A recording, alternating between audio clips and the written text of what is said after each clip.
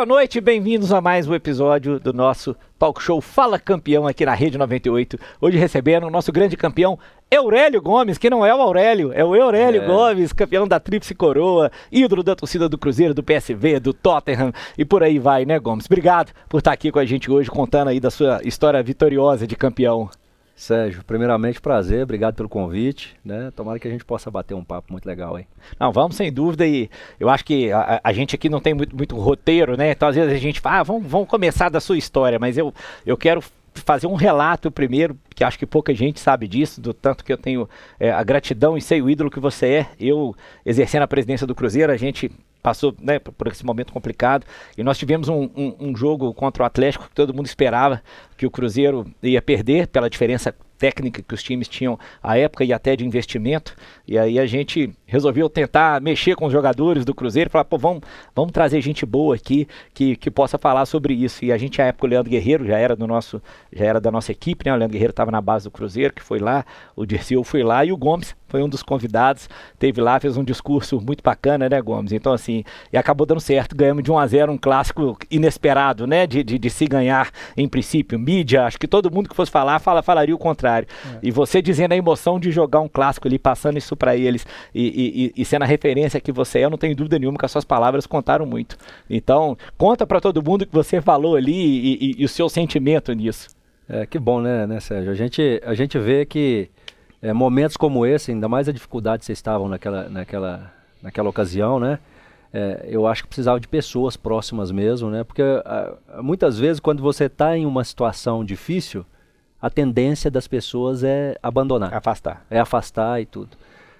Naquele momento, por mais que não era um Cruzeiro que mostrava, né, tanto atrativos, mas era um momento que a instituição ela dependia de pessoas para estar ao lado, né? Claro que você segurou na sua época em uma bomba, mas você soube costurar de muitas maneiras para poder manter o Cruzeiro. E essas sacadas, assim, a gente estava conversando aqui antes do programa, de principalmente colocar ex-atletas ao lado, né, para que possa acompanhar o clube, não tirar proveito, mas que possa estar próximo do clube, porque o atleta que já jogou, ele sabe realmente o que é fazer parte de um clássico Cruzeiro e Atlético. Né? Ele sabe exatamente o que vai ocorrer dentro, as emoções que são, porque talvez a pessoa está chegando novata e ela não tem a dimensão o que é o Cruzeiro e Atlético. Né? Então, naquele momento, eu aceitei o convite com muita alegria, né? Porque a gente sabe que a história, ela também faz parte do presente. Isso aí. Né? O pessoal subir na cadeira para falar, o Gomes nem precisou subir na cadeira, todo mundo viu ele lá. Então foi um momento bacana demais, um momento que eu, assim, gratidão mesmo a você e a todos aqueles que participaram lá, né? Para que a gente, né, pudesse passar o máximo de experiência possível.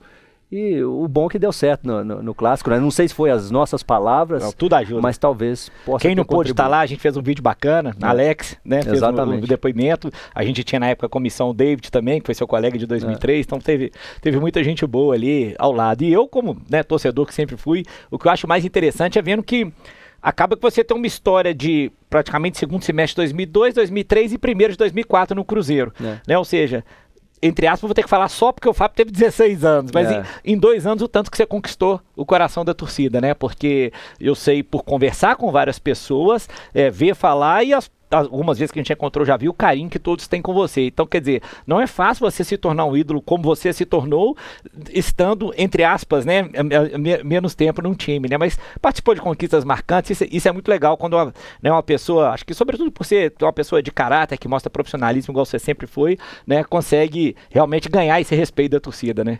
Olha, eu acho que eu cheguei no Cruzeiro em março de 2000, né? Mas a minha história no profissional começou em 2002, né? Quando a primeira chance ali com o Luxemburgo, o jogo contra o São Paulo, Independência, onde eu tive câimbras ali, eu acho que é o primeiro goleiro da história, o primeiro e único goleiro da história que sai carregado de maca, porque eu nunca tinha jogado um jogo no profissional. Para falar que eu nunca tinha jogado um jogo no profissional, eu joguei 30 minutos num amistoso daquela temporada em Uberaba, contra o Uberaba. E isso é interessante que eu ia falar, porque você começa essa temporada de 2002, você não era o titular na Copinha. Eu nem estava, Sérgio, para te falar a verdade, nós, nesse ano de 2002, nós fomos para a final da Copa São Paulo, meu último ano de juniores. Eu comecei a jogar muito tarde no gol, de 17 para 18 anos de idade. Então as coisas aconteceram muito rápido, né? Eu comecei no Democrata de Sete Lagoas, o Cruzeiro já me viu, já me levou, mas eu tinha muita coisa para consertar. Eu não tive base para jogar no gol e muito menos no Cruzeiro. Né? Então as coisas aconteceram muito rápido. Eu fiz uma ótima Taça São Paulo, o Cruzeiro provavelmente meu contrato vencendo naquele ano, se eu não tivesse feito uma boa Taça São Paulo, eu seria despedido. Né? Segue seu caminho, mas as coisas aconteceram, Deus é tão bom que eu arrebentei na Taça São Paulo. O Cruzeiro me trouxe como terceiro goleiro do profissional. Né? Na época estava jogando o Jefferson, o Alexandre Fávaro era o segundo goleiro do Cruzeiro. Eu era a terceira opção. Aquele jogo do São Paulo, por exemplo, eu nunca imaginava que eu jogaria. Até o Luxemburgo chegar e falar assim para o Jefferson no nosso treinamento ali antes do jogo, falar, o Jefferson não estava numa sequência boa, né? A gente tinha perdido a Copa dos Campeões lá contra o Paysandu, né? E depois teve uma derrota, se eu não me engano, contra o Fluminense no Maracanã. E ali o Jefferson não tinha jogado bem também. E o Luxemburgo chegou no jogo contra o São Paulo, olha, Jefferson, eu não costumo falar porque o atleta está saindo, porque ninguém me pergunta por que está entrando. Então, mas você é um garoto muito bom e quem vai jogar amanhã é o Gomes. A hora que falou o Gomes, eu fiquei... Você tomou um susto. Eu tomei um susto, porque eu pensei que... Eu acho que o Alexandre Fávaro também tomou um susto, porque provavelmente seria ele o caminho natural, né? O caminho natural, né? Então, não dormi à noite. O Luiz Fabiano e o Kaká ficavam passando na minha frente assim. Mas as coisas saíram muito bem a partir dali, né? Apesar de ter tido esse episódio das câimbras aí. O primeiro tempo foi muito bom, meu primeiro tempo. O início do segundo tempo muito bom. Então, assim, foram defesas que ajudaram o Cruzeiro a conquistar uma vitória lá. E depois... a minha sequência dentro do clube, né? Eu acho que talvez esse status de ídolo aí vem pelas conquistas, né? Foi muito intenso, uma passagem rápida, 110 jogos pelo Cruzeiro, mas 110 jogos muito intensos. E 5 títulos, né? 6 títulos? Assim, jogando, né? Jogando foi os 3 de 2003 e o Mineiro de 2004. E o Mineiro de 2004. Ah, porque o 2002 você estava no elenco. Eu estava no elenco, mas não estava jogando. Bom, então de 4 anos você jogava de que antes? Eu era atacante, né, Sérgio? Então, de 4 anos você sai de atacante para goleiro titular do Cruzeiro. Exatamente. E 6 anos campeão da Tríplice Coroa. Exatamente. Fazia muito gol? De cabeça devia fazer, mas devia ser difícil de marcar, né? Claro, difícil porque já era alto tal, e cabeça dentro da área, por exemplo, eu colocava a bola para dentro. Você sabe que você fez o caminho inverso do Belete, né? Sabia que o Belete foi fazer teste de goleiro e acabou ocupando no meio lá, num treino, colocaram ele de meio campo, ele jogou e ficou de meio campo, você sabia disso? Não sabia. Você chegou a jogar com o Belete? Não joguei com o Belete, joguei contra o Belete. Esse jogo de São Paulo devia ser contra, porque o Belete, quando foi convocado em 2002, ele estava jogando no São Paulo. Provavelmente, eu só sei que o São Paulo tinha um timaço nessa época, não sei exatamente, eu prestava atenção nos atacantes, né?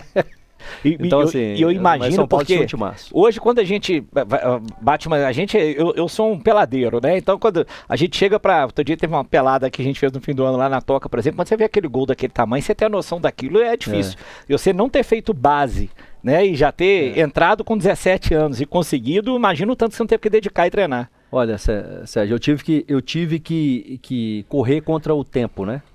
Eu lembro que eu fui avaliado pelo Flávio Tênis, que foi treinador de goleiro do Cruzeiro por muito tempo. O finado Fausto Silva, que era o diretor da base do Cruzeiro, um determinado dia falou: Flávio, eu preciso que você olhe esse goleiro para mim, se ele tem condições de ficar no clube. E eu fui treinar. Na época, quem estava lá era o André Dorin, o Fábio, a primeira passagem do Fábio. Foi 2000, né, no início de 2000. O Gleison, né, estava lá. O Rodrigo Poço era o goleiro do Cruzeiro também. E eu lembro que eu todo nervoso cheguei lá com a minha luva rasgada, minha chuteira mais ou menos ali, e fui treinar com o grupo do profissional. Aí o Flávio foi fazer um trabalho de chute, ele chutando de longe. Primeiro ele começou baixinho, eu soltava a bola. Mas a hora que ele começava a bater forte para tentar fazer gol, não passava. Não passava. Aí a conclusão do Flávio: tem que lapidar. Tem perfil de goleiro. Tem perfil de goleiro, tem tudo que um goleiro precisa. Mas precisa de correr atrás do tempo perdido. Então, isso me motivou. A hora que ele falou isso, aí eu tenho que aqui enaltecer os treinadores goleiros da base do Cruzeiro, né? O Zé Maurício na época, né? O Rubão, né? Todos os treinadores de goleiro ali da base, que foram fundamentais para que eu pudesse dar um pulo de qualidade, né? Eu continuei aprendendo durante toda a minha carreira por isso, por causa de uma evolução tardia. Eu me considerava que eu precisava melhorar todos os dias, né?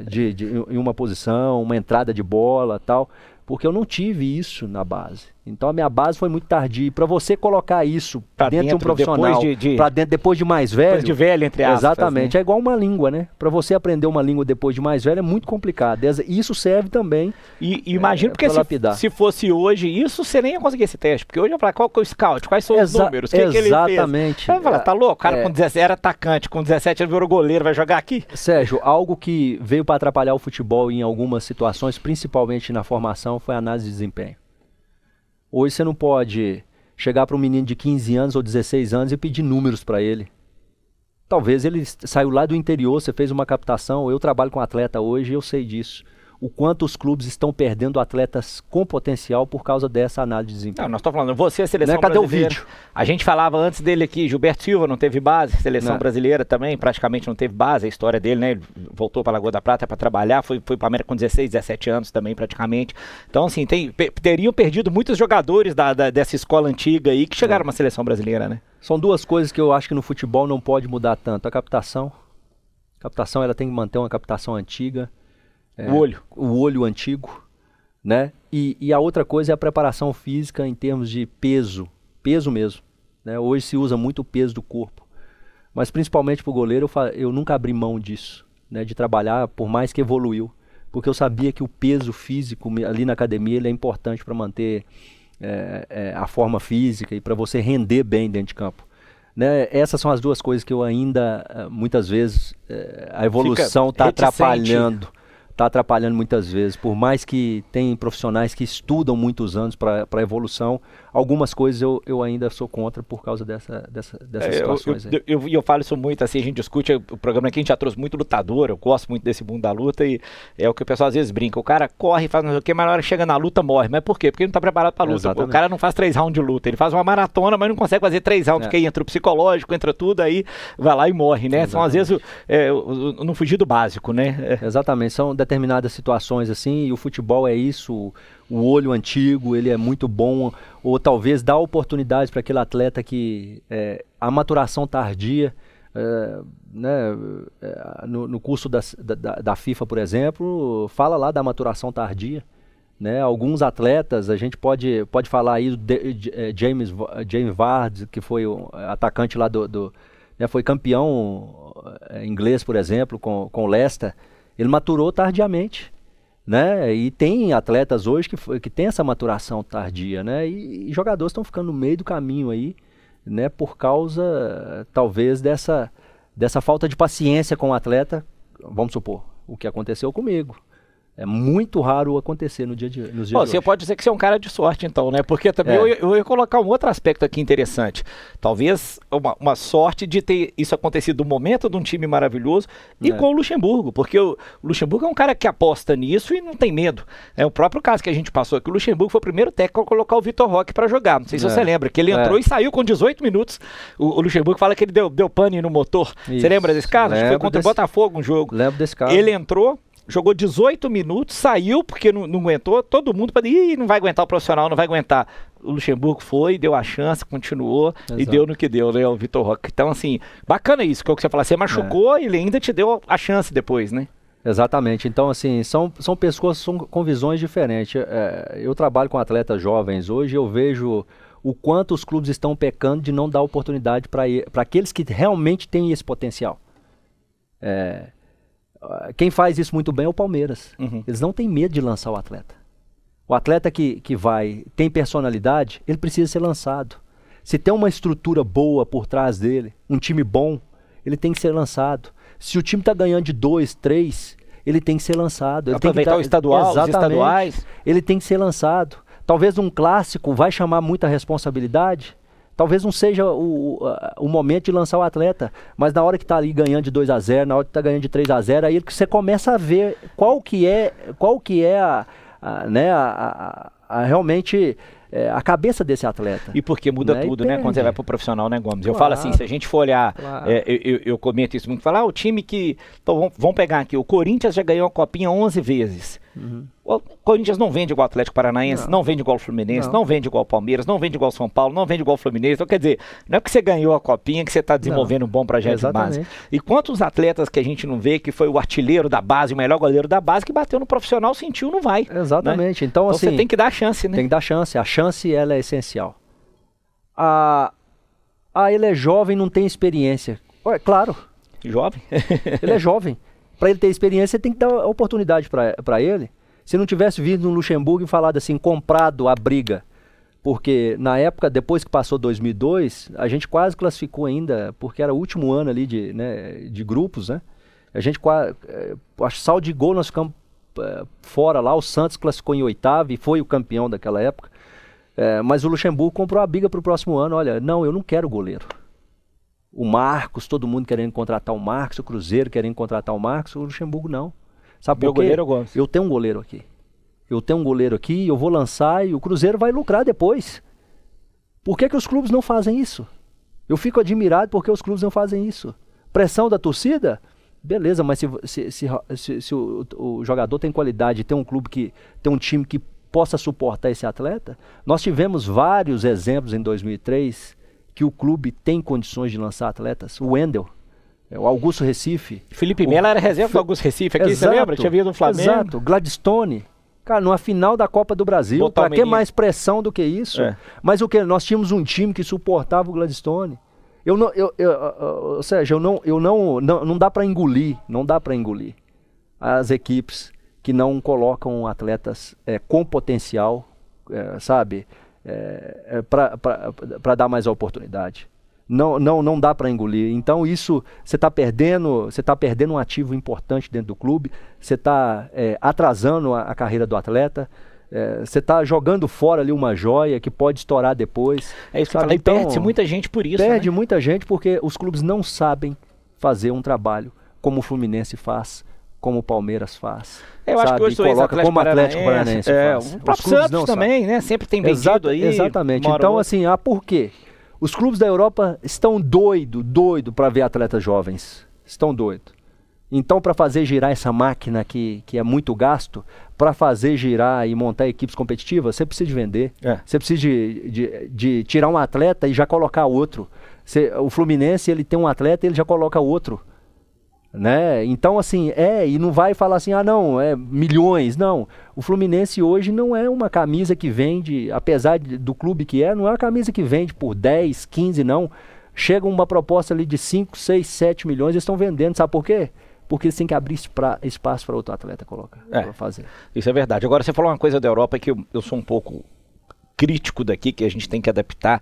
Eu acho que a legislação também nossa dá um pouco de medo, não favorece, porque esse negócio só o contrato com 14 anos, lá na Europa você pega os torneios sub-8, 9, 10, 11, e é claro que eu acho que a gente tem que saber fazer isso da forma lúdica como deve ser, mas já dá essa oportunidade de competição, essas coisas desde novo, que aqui tem muito pouco, né? Tendo sempre o cuidado, que eu queria até ouvir sua opinião mexendo com o menino, que é esse, uma coisa que eu sempre presenciei, que eu vejo, só que às vezes me deixa assim, é o tanto que às vezes também os meninos ali com 12, 13, 14, 15 anos, eles já vêm com um peso gigante nas costas da família, da pressão do fornecedor de material esportivo já está em cima. Pô, você tem menino hoje de 11, 12 anos patrocinado, com Instagram grande, com agência de marketing por trás, né? E é um perigo, isso, porque quantos desses aí que não chegaram nem nos 15, 16 jogando, né? Exatamente, empresários querendo empresariar atletas dessa idade. Eu mexo na área e eu não quero. Atleta dessa idade eu não quero. Sabe por quê? Menino tem que ser menino. Ele tem que fazer a parte ali da infância dele. É o lúdico, né? Exatamente. A partir do momento que vai para a adolescência ali, os seus 14, 15 anos, ele já precisa começar a levar um pouco mais a sério, mas mesmo assim, ele precisa ter essas competições locais, ele precisa envolver, ele precisa brincar, ele precisa ser feliz naquilo que ele faz. Então, como você disse, a pressão é muito grande. A Europa, ela sabe lidar um pouco melhor com isso. Apesar de que, Sérgio, eu acho que lá a pressão é muito grande para se ganhar. na cabeça do atleta. A gente vê lá as competições mesmo, né? Tem várias competições e a gente vê lá menino de 12, 13 anos tendo que dos próprios pais. A cobrança hoje ela tá geral porque eles veem no futebol uma oportunidade que talvez que eles não teriam em nenhum outro lugar. Né, de um menino melhorar a qualidade de vida da família. Então ele vê ali uma oportunidade, ele coloca ali uma pressão muito grande. Coisa que tem que ser natural. Eu nunca fui pressionado pelo meu pai e pela minha mãe. Eu nunca fui pressionado pelos meus irmãos. Sonhar todo menino sonha, né? Exatamente, o sonho já é próprio. Agora, você tentar colocar algo lá dentro, isso aí é prender o menino em uma situação. É igual, a gente pode comparar aqui a um pai que é médico, querer forçar que o filho também seja médico. E talvez lá, não passa nem perto da cabeça que aquele menino que ele quer ser médico. Ele vai ser feliz na profissão? Nunca. Ele vai desempenhar o melhor dele? Nunca, porque ele foi forçado. Então, a partir do momento que você força, que você acha, não, tem que ser natural. As pessoas falam, eu tenho um filho de 11 anos, o que eu faço? Eu falei, deixa ele brincar. Deixa ele brincar. Deixa ele brincar, arruma uma escolinha para ele aí, deixa ele aprender, a hora que ele tiver com uns 14 anos, que é a legislação, que você pode fazer um contrato de base ali, de formação, aí beleza, leva o menino pro clube, sabe? Deixa ele lá, coloca ele na concentração, não vai morar com ele não, deixa ele viver aquele ambiente, sabe? Deixa ele viver aquele ambiente, para ele aprender, para ele crescer, porque ele vai passar umas dificuldades ali que ele vai saber lidar, principalmente a saudade. Né? A saudade ela faz com que a pessoa cresça. Eu concordo integralmente.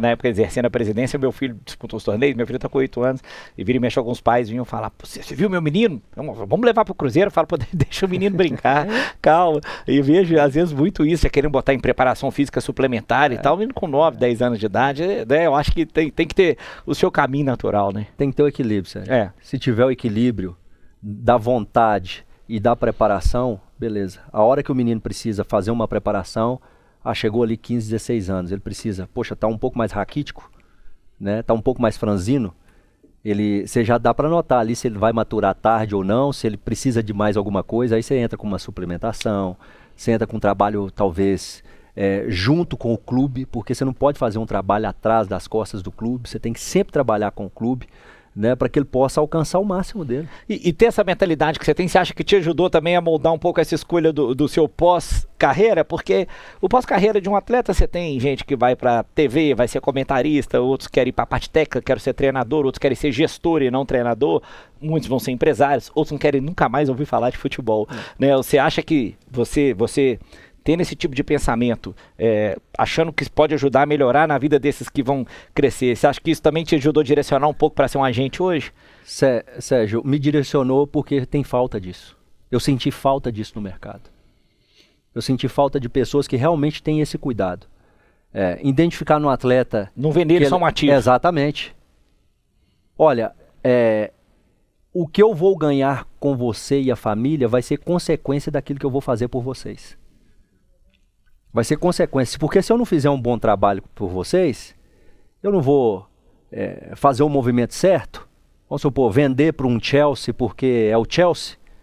Não, eu não vou para a Europa, vamos supor, eu cito aqui porque eu coloco na cabeça dos meus atletas que todo atleta com potencial ele precisa de ir para a Europa.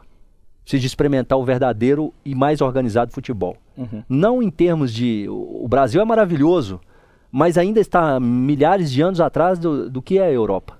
Né? E eu falo assim, vocês, por mais que vocês não vão chegar lá, mas o pensamento de vocês já tem que ser lá. Então vamos preparar para isso, vamos ter compromisso com o horário, porque se você não tiver no horário lá, você vai ter problema. Vamos ter compromisso com o clube, com a camisa que você está vestindo. Hierarquia, exatamente. Então vamos começar a trabalhar isso para vocês entenderem o que é realmente futebol europeu. Então esse é o trabalho que muitas vezes não fazem. Vamos supor, você vai... beleza, vamos para o Chelsea, mas do Chelsea, o Chelsea vai te usar? Por que a gente não vai para uma entrada melhor? Vamos supor, para a Holanda, eu joguei na Holanda, é maravilhoso. Por que você não vai para a Bélgica? A Bélgica é maravilhosa como uma porta de entrada. Por que você não vai para Portugal, que é maravilhoso? A Ucrânia, que é uma entrada maravilhosa, né? Por que nós não começamos a construir isso para que você chegue sim na Inglaterra? Efetivamente, para não pular etapa. Né? Efetivamente preparado. Por que você não vai para um time da segunda divisão, que foi o passe... É claro que naquela época a gente estava na primeira divisão, o Richarlison, o João Pedro, o Matheus Martins, que está agora, todos eles do Fluminense foram para o Watford. E são jogadores... Jogaram com você lá? Jogaram o João Pedro e o Richarlison, sim. E todos eles um crescimento absurdo. Porque entrou num clube que vai dar oportunidade. Hein? Sabe um cara que eu aprendendo. Casemiro. Vai, só desenvolveu depois que ele foi pro Porto. Exato. Aí ele volta em altíssimo nível, mas ele não começa nesse alto nível. Então, o que? É você dar os passos corretos por esse atleta. Sabe por quê? E se ajudar a ter um cara igual você que viveu isso para orientar, né? Tem muitos atletas ficando no meio do caminho por causa de movimentos errados. O que aconteceu? 2 atletas eu vou citar para você aqui. Atletas que eu convivi e conheço. Lucas Piazon, que era do São Paulo, foi pro Chelsea. Kennedy, Fluminense, pro Chelsea. Aonde que esses meninos com um potencial enorme foram parar? Onde que eles estão? Realmente eu também não sei hoje. Poxa, o Kennedy tá na Espanha, num time bem pequenininho, e o Lucas Piazon tá parado no Braga, com um potencial enorme, com 30 anos ainda, pode jogar em qualquer clube aqui do Brasil, mas não teve minutagem, veio pro Botafogo, voltou pro Braga, tá lá, sem jogar no Braga. Então você vê como... Pulou etapa, né? Exato, pulou etapa, não fez o movimento certo, não teve um trabalho junto com a família para que o melhor eles pudessem colher. E é difícil você explicar para uma família, não vou aceitar a proposta do Chelsea, imagina? Mas é isso que a gente tem que preparar. Claro. Durante essa preparação eu já falo, olha, o caminho não seja o Chelsea. Vamos para um grupo City, mas esse grupo City, o que ele vai fazer? Vai mandar para um time deles que realmente você vai agregar, vai jogar, ou vai ser só um ativo, né? Porque tem milhares de atletas. Então, tudo isso tem que ser colocado na balança e é por isso que fez com que eu encarasse essa missão como algo de somar mesmo. Eu creio que isso é um ministério meu, assim, né, para que eu possa ajudar essas pessoas a realmente tomar os melhores caminhos. E acho bacana por isso, né? Porque com a sua vivência, com a sua experiência, os pais, não só pelo seu caráter, que todo mundo sempre soube, mas esse cara passou por isso, né? Ele não quebrou etapas, ele fez o caminho certo, né? Porque é o que você falou, você saiu do Cruzeiro para um PSV, elite holandesa, mas não se compara a jogar uma Premier League, como você jogou num time como o Tottenham, né? Então, assim, você vivenciando, você consegue dar depoimento. Se eu falo tudo na vida, você dá o depoimento, é muito mais fácil do que você tentar ensinar o que você não viveu, né? O testemunho ele é essencial na vida da pessoa. Então, eu tenho como falar com propriedade, né? É claro que eu não vou viver por esses atletas. Eles têm que realmente seguir o próprio caminho. Mas essa orientação aí, ela é essencial. Ela é essencial na vida de qualquer atleta, sabe? Porque para não... eu senti na pele quanto é difícil você chegar num clube e não ter ninguém para poder te dar uma orientação. Uma orientação mais completa. Mais completa. Apesar do PSV ter me recebido com pessoas maravilhosas, depois o PSV foi deixando isso de lado e foi um dos motivos que me fez deixar o time. Contratava jogadores jovens, mas não cuidava desses jogadores como eles cuidavam quando eu cheguei. Então sempre bati na tecla que os clubes têm que estar preparados para receber esses atletas estrangeiros também. Então essa vivência minha, junto com o trabalho, com o atleta, junto com as equipes que vão receber esse atleta, né? Eu quando o Richarlison chegou por exemplo, no Watford, eu abracei o Richarlison, eu abracei a família, eu abracei o empresário na época e falei, olha, vocês vão morar aqui, você tem que fazer isso, porque eu sabia que se ele estivesse bem fora de campo, ele ia me dar pontos. Ele ia me dar pontos. Ainda mais lá, né? Um clima difícil, um povo mais fechado, né? Cultura completamente diferente. O menino chegou lá no inverno de chinelo e roupa e bermuda. Ele é largado, mas, poxa, ele precisava de uma roupa. Aonde ele ia comprar essa roupa? E lá não sabia falar a língua. Aonde que ele ia comprar? Vamos lá, Richarlison, eu vou te levar, mas não vou te levar nas coisas caras não, viu? Você não vai gastar isso ainda. Você não vai gastar isso ainda não.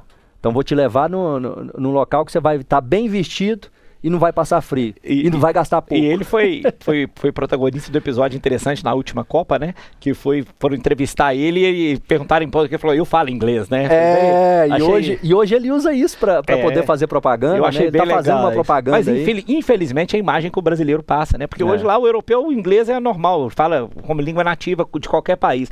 Aqui ainda tem isso, o brasileiro vai vir, vai dar trabalho, vai ser noitada, vai trazer 200 amigos para morar com ele. É a imagem que passa que a gente tem que trabalhar essa essa mudança, né? Exatamente, é essa mudança, e você tocou num ponto aí que atrapalha os atletas demais, é muita gente em cima, muitos amigos, muitos parças.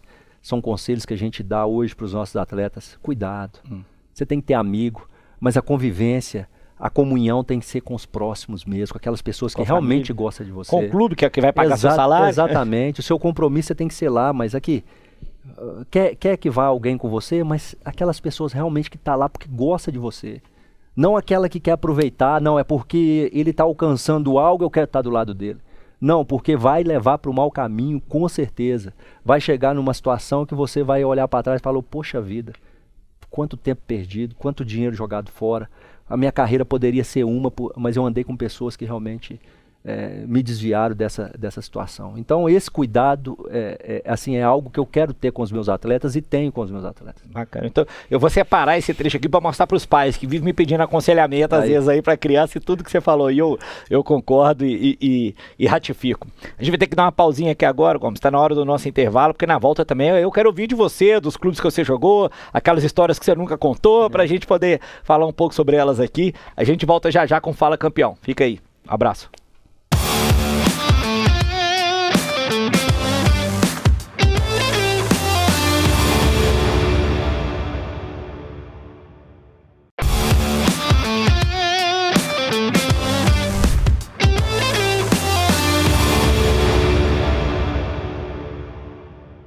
Estamos de volta com Fala Campeão, nosso super campeão Gomes. Ô Gomes, Aurélio é uma mistura? Porque eu conheço Aurélio. Aurélio é o primeiro. Você já conheceu mais algum ou não? Rapaz, eu nunca ouvi. Eu já tentei pesquisar se tinha alguém. Deve ser o pai Heitor, mãe Aurélia, aí resolveu fazer uma mistura. Eu não sei de onde que meu pai... Antigamente tinha aquelas folhinhas Mariana. Meu pai inventou alguma coisa, ele tirava os nomes dessa folhinha lá. Aí achou o Aurélio lá. Eu acho que achou, ou emendou um nome com o outro. Seus irmãos têm nome diferente também? Tem Ereulane, tem Zait, tem Liberso. Então é tudo aí. Seu pai era um leitor de livros antigos, aí misturou um monte de língua. Provavelmente. Eu não sei como explicar de onde que isso veio. Eu acho que nem ele consegue explicar, conseguiria, né? Lá em João Pinheiro e região devia ser o único, então. Provavelmente. Eu nunca ouvi falar em ninguém nem próximo disso, né? Então, assim, eu lembro que na época que eu cheguei no Cruzeiro, o finado Fausto Silva falou, poxa, nós temos que te dar um nome, como que o Galvão vai narrar o seu nome assim? Aurélio sai do gol. Não tem como. Vai o Gomes. Qual que é o seu sobrenome? Da Silva Gomes. Vamos colocar Gomes, Da Silva então. Já tem muito aí. Gomes em homenagem. Gomes em homenagem lá. Muita gente, a família inteira já fica representada. Então né? foi a partir daí. Vamos começar aqui numa época áurea da sua carreira. Eu recebi recentemente aqui o nosso querido Rui Cabeção, hoje maravilha. Meu colega, advogado, e eu acho essa pergunta porque, claro que o meu lado, o coração torcedor sempre vai falar mais alto por esse time, até porque 2003, eu até postei recentemente a reportagem que a época o jornal fez. Eu tinha uma turma, Gomes, a gente foi em todos os jogos de 2003, então tinha uns rituais, tinha horário para chegar, ficava ali no bar 20 da arquibancada, tinha uma turma, aí a reportagem cobriu a gente, colocou umas fotos super legais sobre isso. Então assim, eu brinquei com o Rui que eu falava que o torcedor naquele ano tinha certeza de que a gente ia fazer gol, ou ia ganhar, não sabia de quanto, tanto que a gente foi perder acho que só contra o Vitória, fora... lá na frente. Vocês internamente ali, você como atleta, embora ainda não experimentado no começo, mas sentindo o clima, sentindo o vestiário, sentindo a concentração, que horas que te bateu uma hora e falar assim, pô, esse ano ninguém segura a gente? Foi no Mineiro ainda? Foi na Copa do Brasil? Mineiro, Copa do Brasil foi invictus, né? Assim, foi na reta final, eu acho que, da Copa do Brasil. Na reta final a gente já estava bem consolidado, ganhando jogos no Brasileiro. E a gente sabia que a gente estava construindo ali. A gente já sabia da nossa potencial. Você falava assim, se eu não tomar gol, eu sei que o Aristizábal, o Alex ou o David vão fazer. Exatamente. Então, assim, assim como vocês tinham certeza, nós jogadores também tínhamos muita certeza. Chegou um momento que a gente falava, hoje vai ser de quanto? A gente brincava entre nós. Alguns jogos e poucos jogos que nós perdemos por isso aí. A gente menosprezou algumas vezes o adversário, sabe? A autoconfiança, né? Que a gente tinha, mas era um time espetacular, um time que confiava não só nos nossos talentos, né? Ali você podia colocar o Aristizábal, o Alex ali, que eram os principais, o Zinho, né, que era reserva, mas... Porque, salvo engano, até a saída do David, que foi julho ou agosto, só ele, Ari e Alex que marcavam. Né? Durante muito tempo, só os 3 que marcaram gols. Exatamente. Né? Mas eles confiavam na gente. Sim. O mais importante era isso. E eles passavam isso. Talvez muitas vezes nem falavam, mas na atitude deles dentro de campo você via isso, né?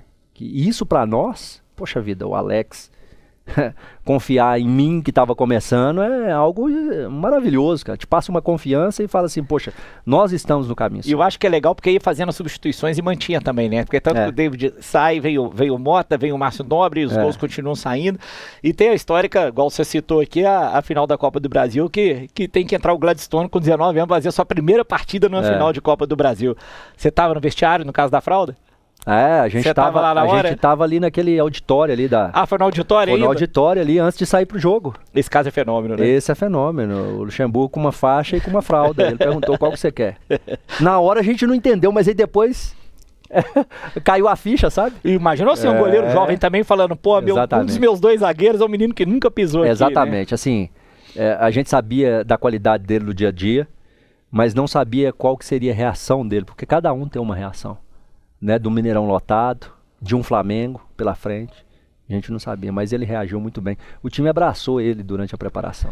E foi ali 2003, depois dessa temporada ali que você fala, pô, eu decolei, entre aspas, mas que você deu aquela confiança e fala, pô, eu tenho potencial, porque eu imagino com 17 anos, quando você foi pro Gol 18, claro que você fala, eu tenho potencial, mas você fica naquilo. Será que eu vou ser, né? Acho que se chegasse você com 18 anos e alguém falasse assim, não, Gomes, daqui 6 anos você tá na seleção brasileira, você falava, você tá doido, né, irmão? Tô começando agora, né? Mas ali você sentiu aquela autoconfiança, falou assim, pô, realmente decolei? Sérgio, durante esse tempo do Cruzeiro eu tive convocação para a seleção brasileira e tudo, pré-olímpico. Mas a ficha caiu que eu realmente tinha um potencial bom foi quando eu fui transferido para o PSV. Porque eu fui para um país que é celeiro de bons goleiros. Eu fui para um clube eu fui para a Europa, aonde ali tinham pouquíssimos goleiros brasileiros. A Holanda contratava atacante, exatamente, né? Romário, Ronaldo, Marcelo Ramos. Exato. Então ali, você tinha o Dida que jogava no Milan, tinha o Elton que estava no Porto, e o Tafarel que tinha jogado no Galatasaray. Você não tinha mais goleiro brasileiro. O Júlio César estava aqui ainda. O Júlio César estava aqui ainda. Então, assim, ali eu falei, poxa vida, eu tenho algo diferente. Né? Depois em 2003 de todas as conquistas. Veio a sua primeira convocação durante o ano da Tríplice Coroa? 2003, se eu não me engano, foi a Copa Ouro, né? A Copa Ouro e depois o pré-olímpico do Chile, em 2004. A Copa Ouro nós jogamos com o Sub-23, que foi México e Estados Unidos, onde nós fomos vice-campeão, né? Era a equipe principal, mas eles levaram o Sub-23. E 2004 foi Sub-23 ainda, e 2004 foi Sub-23 ainda, pré-olímpica, onde nós perdemos a final pro Paraguai. E quem que eram os goleiros convocados com você lembra essa época? Os goleiros na época, convocado comigo, era o Juninho, que era da Ponte Preta, e tinha um outro goleiro. Você era o titular? Eu era o titular. 3 e 4. E para profissional vem 4 a primeira? Pro profissional vem em 2005. Em fevereiro de 2005 foi o profissional, um jogo ainda que o Ronaldo ainda estava na seleção brasileira, um amistoso contra a Rússia. Quem jogou esse jogo foi o Rogério Ceni. E Copa das Confederações, nós somos campeões. As Copas das Confederações em 2005. Onde eu participo do elenco, eu era o terceiro goleiro, o Dida era o primeiro, o Marcos o segundo e eu o terceiro. Bom, aí você já começa a pegar a sua fera, né? E aí eu começo a pegar só fera. Eu fico fora da Copa de 2006, né? E o Rogério Ceni, sempre que a gente encontra, ele ainda fala assim, eu tirei sua vaga, porque ele entrou bem depois. Mas aquele ano de 2005 dele foi mágico. Exatamente. Ele deu o título de Mundial pro São Paulo. Exatamente. Então isso contou muito e ele foi convocado. Né? Nessa época, se eu não me engano, o Júlio César também foi. Eu acho que 6 o Júlio César foi também. O Júlio César. Então, quem tirou a vaga minha mesmo foi o Júlio César. Né? Porque eu já estava à frente do Júlio César um pouquinho. E desses todos aí, você criou mais amizade com algum goleiro ou acaba que seleção é aquilo mesmo? Você só convive ali e depois fica aquele só convive de quando encontra oi, tudo bem? Assim, as amizades nossas foi mais com... A minha foi mais com o Rogério Ceni mesmo, né? Mesmo por ter ido em poucas convocações com ele, mas a gente ficou bem próximo. E tudo bem que ele tá né? trabalhando muito, mas você pode dar uns conselhos pra ele, que você ainda cata numa pelada, ele não tá aguentando não, hein? Ele já tá mais puxado. Ele largou. Então, eu acho que ele não tem essa paciência de estar mantendo o físico ali. A profissão de treinador é um negócio complicado, né? Foi isso que fez com que eu não quisesse mexer com ele. Você tem que viver 24 horas. É isso que eu ia falar, porque... Você tem que viver 24 horas. A gente que já mexeu com futebol de alguma forma, quando eu entrevisto diretor de futebol, é que eu falo isso. O pessoal acha que não, futebol é glamour. Primeiro, futebol é glamour. Todo mundo tá ali, ganha muito dinheiro, só fica em um hotel bom, esquece que você fica no hotel, mas você tá dentro do quarto o dia inteiro, aquelas coisas. As difíceis, se o time perdeu, você não pode jantar fora. Mas eu falo, o staff fora do campo, às vezes trabalha até mais, porque isso, o treinador, quando o time está de férias, ele tem que estar estudando outro time, estudando tática, né? O diretor de futebol, qual que é a época que ele mais trabalha? A das férias. Exatamente. Então, na hora que todo mundo está descansando, porque o jogador tem um mês, pelo menos, ele pode relaxar, claro, tem cuidado físico, essas coisas e tal. O que está no entorno está trabalhando dobrado, né? Serginho, assim, a hora que eu vi ali no Watford, né, inclusive eu recebi convite do dono do Watford para seguir carreira lá depois, pós-futebol, como diretor do clube, né, em qualquer posição. Ele falou, eu preciso de você aqui comigo. Eu falei, eu não tenho paciência para gastar esse tempo. Eu quero outras frentes, que eu estou livre, né? Eu sou cristão, eu quero falar de Deus, eu quero, num lugar que eu estiver trabalhando, eu poder ter essa oportunidade de falar, né, de Deus para as pessoas. Então, assim, mas foi uma situação muito específica que me fez rever todos esses conceitos. Eu comecei a trabalhar com um treinador que ele é muito profissional, que é o Marco Silva, que hoje é treinador do Fulham, da Inglaterra, um português. E ele... Isso no Watford ou no Tottenham? No Watford.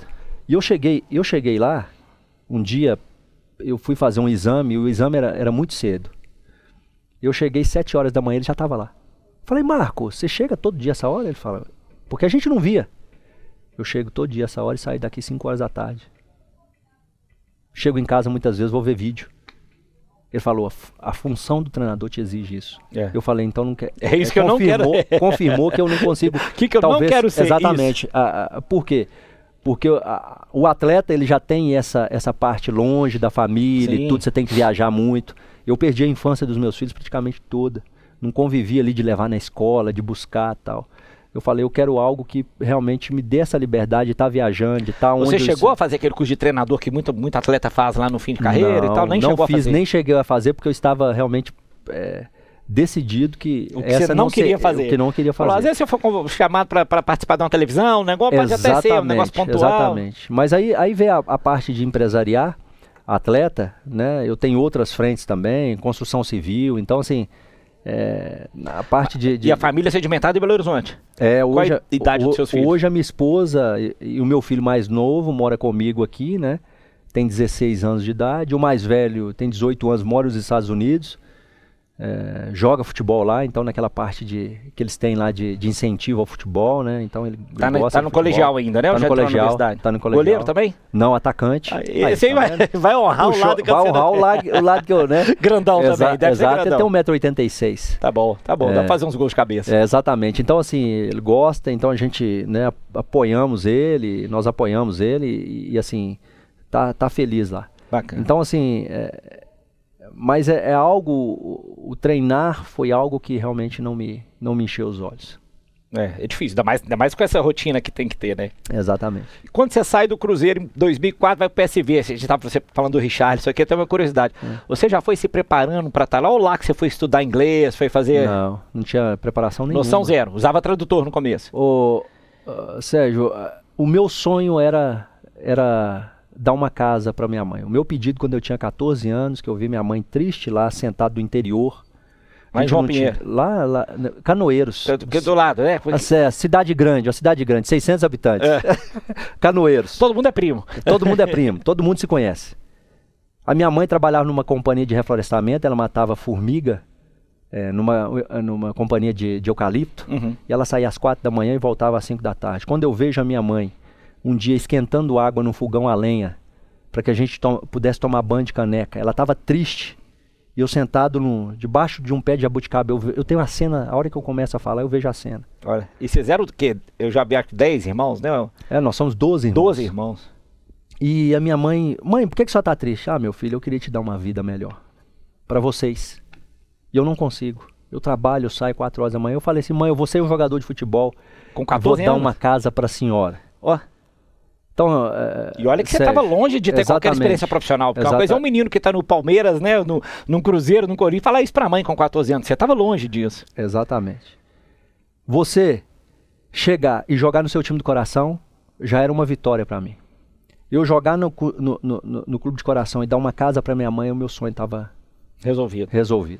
Agora, você ir pra Europa. Não sei se seleção brasileira. Seleção brasileira.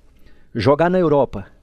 Jogar no PSV, um dos times mais tradicionais da Europa. É o famoso, Deus te deu mais do que você pediu. Exatamente, eu falo isso. E chegar lá, Sérgio, ganhar 4 campeonatos holandeses em 4 anos. Uma Copa da Holanda. Ter um recorde lá do clube do país de 975 minutos sem tomar um gol. Olha. No campeonato holandês. Ir numa semifinal de Champions League. Semifinal de Champions League, nós perdemos para o Milan em 2004, 2005. Você sair dali e ir para jogar a maior liga do mundo, que é a Premier League. Primeiro goleiro e o brasileiro que mais tempo ficou na Premier League foi eu. Somando o Tottenham com o Watford. O primeiro goleiro que mais tempo ficou na Premier League. Foram 12 anos. A maior liga do mundo. Cara, é algo sobrenatural isso aí. Para um cara que começa a jogar no gol, eu glorifico a Deus todos os dias, porque isso, as pessoas talvez não tenham essa fé suficiente, mas eu sei que Deus me tirou lá de Canoeiros e me colocou na maior liga do mundo. E você está eternizado, porque eu nem te mostrei isso, e agora eu lembrei, eu vou mostrar, e vou publicar isso no meu Instagram aqui, quando nossa entrevista tiver, porque eu tive no estádio do PSV, quando eu fiquei na base do Cruzeiro um tempo, viajei para os torneios, a gente fez um torneio, eu passei na Holanda, visitei o estádio, e lá no museu tem pelo menos a época que eu fui, não sei se está lá hoje, em 2016, tinha um par de luvas, uma foto de tamanho, eu tirei uma foto do lado, falei, deixa eu ver como é que eu fico do lado do Gomes. Hoje nós vamos tirar mais, essa ele está bem acima de mim, mas eternizado nas paredes do museu do clube, né? Então, esse é um negócio que seus netos, bisnetos vão lá visitar. Exatamente. E vão falar. Meu filho esteve lá comigo nos 110 anos um jantar de gala lá de 110 anos do clube. Ele ficou emocionado, a minha esposa ficou emocionada, porque ela nem ela sabia, tinha noção de como a história ficou marcada lá. Realmente nós escrevemos assim uma história digna de ser contada lá. Assim, foi algo muito intenso, assim como foi no Cruzeiro, e eu sou muito grato ao Cruzeiro, eu sou muito grato ao Luxemburgo pelas oportunidades, eu sou muito grato àquele time de 2003, sabe assim, eu sou muito grato às pessoas que trabalharam no clube, desde quem fez a comida lá, desde quem preparava, sabe, porque eles são parte da minha vitória.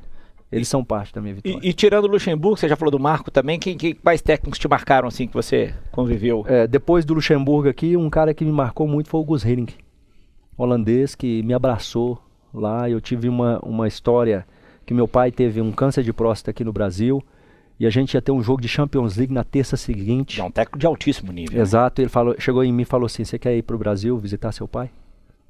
Eu falei, professor, olha, não.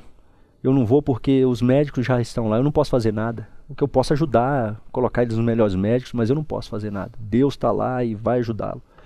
Eu quero jogar. Então você vê a parte humana da pessoa, você vê que não importa, é muito mais que futebol. Né? Então ele foi um cara maravilhoso. Eu tive a oportunidade de trabalhar com o Marco Silva, que eu acho que vai ser um treinador fantástico, é jovem ainda. Assim, esses treinadores me marcaram bastante. Ronald Koeman me marcou muito, é um treinador fantástico também, hoje é o treinador da Holanda. E foi o treinador em qual time? No PSV. No PSV. No PSV, depois ele saiu do PSV e foi pro Valência, da Espanha. E foi um baita jogador. Baita jogador. Então assim, eu tive a oportunidade de trabalhar com grandes jogadores, né, pessoas realmente fantásticas, pessoas humanas, né, que assim, fizeram parte da minha carreira. Agora, você falou uma coisa interessante, que a Holanda talvez tenha tido um baque, porque a Holanda é isso, além de ser, obviamente, um país muito menor e mais acolhedor nesse aspecto, aí você sai de lá, vai para a maior liga do mundo, um time não sei se você sabe, o Tottenham foi o primeiro time a ter ação na Bolsa de Valores em 1983, 2 anos depois que você nasceu. O Tottenham foi o primeiro time, então quer dizer, ali é o berço desse futebol capitalista, né? Então assim, e que tá certo, porque futebol é paixão, mas é dinheiro também, tem que ter dinheiro para rodar a máquina, porque todo mundo quer ser campeão no final, sem ter dinheiro não tem jeito. E qual foi o baque ali quando você chega assim, pô, eu tô na maior liga do mundo e tô num time de ponta, centro de treinamento, coisas que deve ter sido diferente de tudo que você viveu, né? Aí até ali você já tinha aprendido inglês. Eu já tinha. Pelo menos isso aí foi tranquilo. Exatamente. E já tinha pegado aquela experiência de Europa. A adaptação foi mais fácil, apesar de eu ter sofrido muito na Inglaterra pelo estilo de jogo. O estilo de jogo do Tottenham era totalmente desse estilo de jogo que é hoje. Né, era bola aérea, a gente ainda estava com um treinador bem arcaico naquela época, com jogadores muito bons, porque o Tottenham naquela época começou a investir, contratou o Luka Modric, o Gareth Bale foi lançado naquela época. Já ia te perguntar, quem desses jogadores mundiais aí que você jogou junto lá? Então, mas nós tínhamos lá, né, o Peter Crouch, que era um jogador alto. Seleção inglesa. Tínhamos 2 zagueiros fantásticos, que era o Ledley King, que hoje é ídolo do time, né? Jogava com a perna só praticamente, e o Jonathan Woodgate, que jogou no Real Madrid também. Então assim, a gente tinha uma equipe muito boa, mas o estilo de jogo ainda não era aquele estilo que hoje faz com que o Tottenham esteja disputando para a cabeça. E mesmo assim nós classificamos para uma Champions League depois de 30 e tantos anos, né? Classificou para a maior competição europeia em 2010. Né, nós começamos a construir, em 2008, que eu fui para lá, 2008, 2009, nós começamos a construir o Tottenham que é hoje. Bacana. E prosperar na Inglaterra é um negócio complicado, né? O berço do futebol, que você falou o tempo inteiro, todo mundo em volta. A gente já falou dele aqui, eu gosto muito. O Gilberto no Arsenal, como virou um ídolo lá. Imagina você chegar no Tottenham como você chegou e deu 2, 3, 4 anos, que é o seu espírito, você já era o líder do time depois ali, né? Você já foi adquirindo esse respeito, 12 anos numa Premier League. Você chega no 4º ano ali, o pessoal já fala, opa, a minha referência é esse goleiro hoje, né? Hoje, assim, o início e o final da minha passagem do Tottenham não foi muito bom, perdi espaço nos últimos 2 anos, mas aí eu vou para um Watford, para uma 2ª divisão, preferi do que voltar para o Brasil, tive oferta da Itália, porque eu sabia que lá era uma liga muito organizada ainda. A gente sobe no mesmo ano que eu fui, e aí com o Watford eu construo uma história ali de 5 anos de Premier League. Então foi maravilhoso, foi fantástico. E quais brasileiros, além do Richarlison, que você já deu a deixa e você jogou lá, teve mais? Olha, o Sandro Ranieri, um volante. Um volante foi do Inter? Isso, no Tottenham. Ali no Watford foi o João Pedro, né? Que hoje está no Brighton e é seleção brasileira, fazendo gols lá. Então eu tentei abraçar todos esses atletas brasileiros lá, né, o máximo possível. Quando eu cheguei no Tottenham, por exemplo, não tinha brasileiro praticamente nenhum você falou, vou oferecer algo exatamente, que eu não tive. Exatamente. Mas isso que você falou é fundamental. Eu estava lendo um livro uma vez sobre essa questão de adaptação, e você pega jogadores brilhantes como o Riquelme, por exemplo. Nunca conseguiu jogar bola lá fora como ele jogava aqui.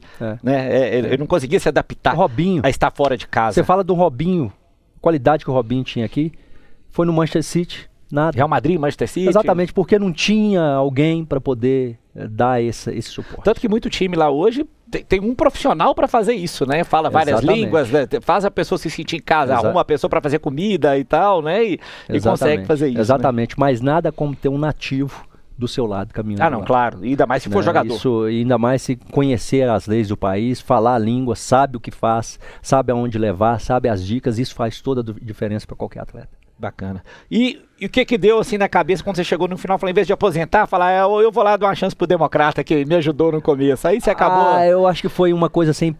Coração. Do coração, sabe? Foi do coração, tanto que não andou. Eu tinha uma proposta para participar de uma liga, não uma liga profissional, mas uma liga nos Estados Unidos,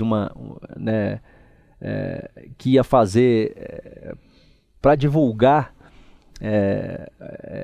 o futebol nas ilhas do Caribe. Eles estavam investindo, eles contratando jogadores, e a liga ia ser em Orlando, mas por causa da pandemia também melou tudo, e nesse intervalo eu ia para o Democrata para eu pegar também um pouco de ritmo, né? E também talvez captar ali investidores para poder ajudar o Democrata na 2ª divisão.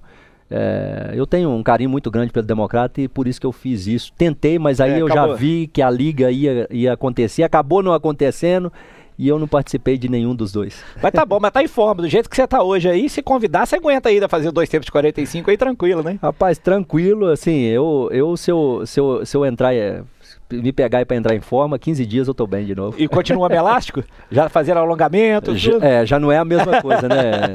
A memória muscular é boa, a memória muscular, mas hoje a idade já não atrapalha tanto, né? Mas não, olha o Fábio aí, o que tá fazendo? Exatamente, o Fábio é mais velho, 1 ano mais velho que eu, né? Então, assim, eu acho que daria para ter estendido, mas foi o tempo de Deus colocou no meu coração, eu parei e estou muito feliz. Resumindo, né, o que a gente falou, te deu mais talvez até do que você pediu. E aí acabou que saiu João Pinheiro, tem 2 pessoas famosas, você e o cara que ganhou na Mega Sena, que ninguém sabe quem que é. Ele já não é tão famoso assim, né?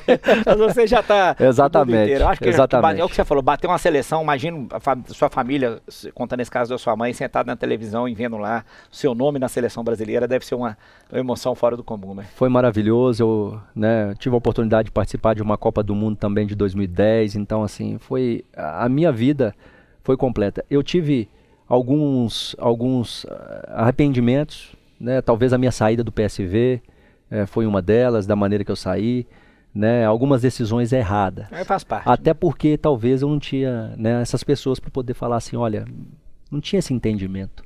Né? Eu saí lá do interior e talvez muitos atletas hoje saem do interior, tem uma oportunidade dessa, aí você fala, poxa vida, estou perdido, o que eu vou fazer? Que decisão que eu tenho que tomar? Preciso ter pessoas boas do lado para poder ajudar. Bacana.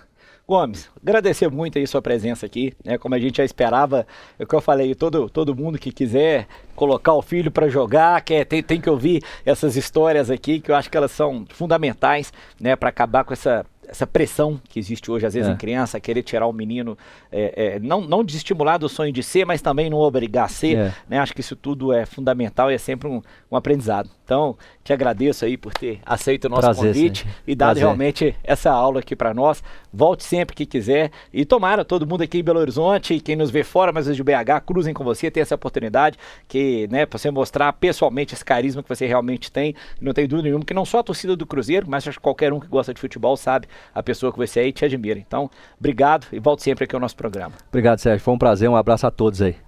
Pessoal, é aí. Encerramos mais um Fala Campeão. Sexta que vem a gente está de volta às 21 horas aqui na Rede 98. Um abraço. Bom fim de semana.